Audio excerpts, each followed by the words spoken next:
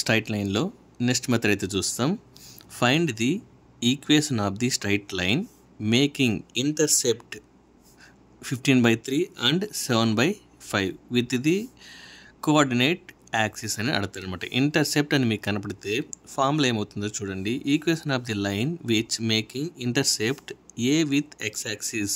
So దీన్ని మనం ఏ అనేది ఎక్స్ యాక్సిస్లో ఉంటుంది, బి అనేది వై యాక్సిస్లో ఉంటుంది. సో అప్పుడు మన ఫార్ములా ఏమవుతుందంటే x/a ప్లస్ y/b = 1. అంటే మనకి ఇక్కడ ఇచ్చిన వాల్యూని ఏ అనుకుంటాం, ఈ వాల్యూని బి అనుకుంటాం.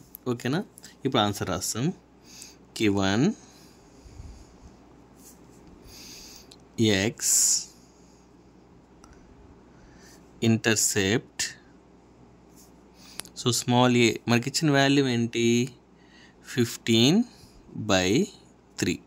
ఓకేనా? అలానే అండ్ y ఇంటర్సెప్ట్ ఇచ్చిన వాల్యూ ఏంటి, b. సో మనకు వాల్యూ ఎంత, 7/5. సో ఇప్పుడు ఈ వాల్యూస్ని ఇక్కడ సబ్స్టిట్యూట్ చేస్తాం. So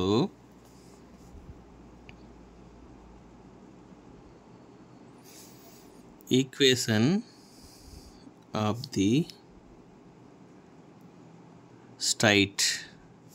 straight line is, so formula ఏంటి, x/a ప్లస్ y/b = 1.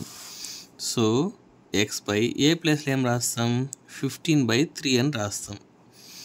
నెక్స్ట్ వచ్చి y/b ప్లస్లో ఏం రాస్తాం, 7/5 అని రాస్తాం. ఓకేనా? =1. సో దీన్ని ఎలా రాస్తామో చూడండి. ఈ 3 అనేది అప్పర్లో వెళ్ళిపోతుంది, ఈ 5 అనేది అప్పర్లో వెళ్ళిపోతుంది.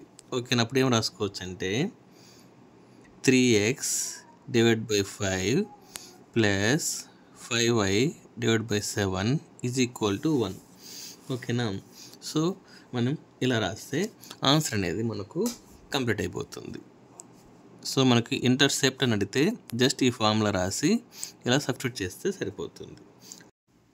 ఇంతకుముందు ప్రాబ్లంలో మనకు ఏ అండ్ బి అని పాయింట్ ఇచ్చి ఈక్వేషన్ ఫైండ్ అవుట్ చేయమన్నాడు. దీంతో ఈక్వేషన్ ఇచ్చి ఏ అండ్ బి వాల్యూ అనేది ఇంటర్సెప్ట్ వాల్యూ అనేది మనం ఫైండ్ అవుట్ చేస్తాం. Find the intercept made by the straight line 2x + 3y - 6 = 0 on the coordinate axis అన్నాడు. అంటే ఇక్కడ ఈక్వేషన్ ఇచ్చేసాడు, మనం ఏ అండ్ బి వాల్యూ అనేది ఫైండ్ అవుట్ చేస్తాం. సో సొల్యూషన్, సో మనకు గివన్ ఈక్వేషన్ ఏమి ఇచ్చాడో చూస్తాం. Given equation is 2x + 3y - 6 = 0. So దీన్ని మనం ఎలా రాసుకుంటాం, 2x + 3y = 0. ఈ -6 అటు సైడ్ వెళ్ళిపోతే +6 అవుతుంది. సో ఇప్పుడు ఏం చేస్తాం చూడండి, 2x / 6 ప్లస్ 3y / 6 = 6/6. ఓకేనా? సో నేను ఇక్కడ 6 ఉంది కాబట్టి అన్నిటితో 6/6 చేశాను అనమాట. సో ఇప్పుడు మనం క్యాన్సిల్ చేస్తే ఏమొస్తుంది మనకి, ఇది వచ్చి 2 × 3, ఇది వచ్చి 2. ఓకేనా? సో మనకి ఇది క్యాన్సిల్ చేస్తే 1 వస్తుంది. అప్పుడు మనకు ఈక్వేషన్ ఎలా వస్తుంది, x/3 ప్లస్ y/2 = 1 అనేది వస్తుంది అనమాట. సో ఇప్పుడు therefore x ఇంటర్సెప్ట్ =3 అని వస్తుంది. అలానే y ఇంటర్సెప్ట్ =2 వస్తుంది.